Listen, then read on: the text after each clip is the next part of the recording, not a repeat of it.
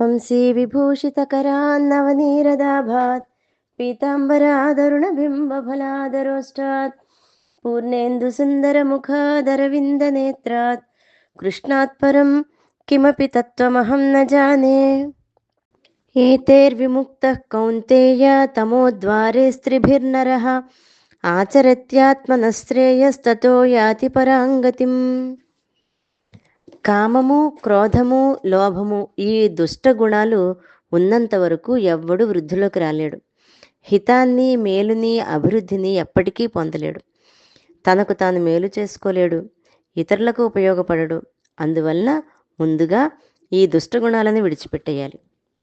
అప్పుడు మాత్రమే మానవుడు తనకు శ్రేయస్సును కలిగించే సర్వోత్తమమైన మోక్ష పదవిని పొందగలుగుతాడని భగవానుడు తెలియజేస్తున్నాడు.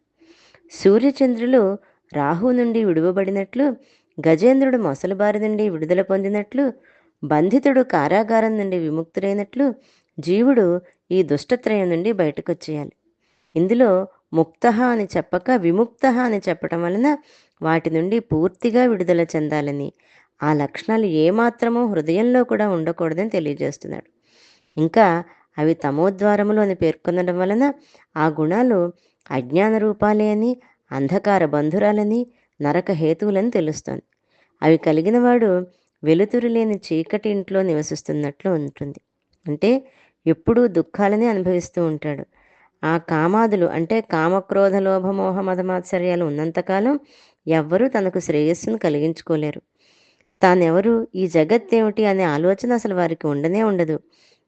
వాసనాక్షయము కానంత వరకు, అంటే జన్మ జన్మాంతరాల నుండి వస్తున్నటువంటి ఆ వాసనల యొక్క క్షయము ఉన్నంత వరకు, దాని పోనంత వరకు ఆత్మజ్ఞానం కలగదు.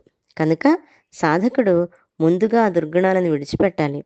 పరాంగత్యం అని చెప్పటం వలన మోక్షం అన్ని పదవుల కంటే, అన్ని గతుల కంటే గొప్పదని తెలుస్తుంది. ఇంకా కామాదులున్న స్థితి నీచమైనది అని, చాలా నికృష్టమైనదని కూడా తెలుస్తుంది. అటువంటి నీచ నికృష్టమైనటువంటి ఆ కామక్రోధాదులను విడిచిపెట్టినట్లయితే నరకాల నుండి, కష్టాల నుండి, బాధల నుండి, జన్మల నుండి, రాబోయేటువంటి నీచ జన్మల నుండి కూడా తప్పించుకుని బయటపడవచ్చు. జై గురుదత్త.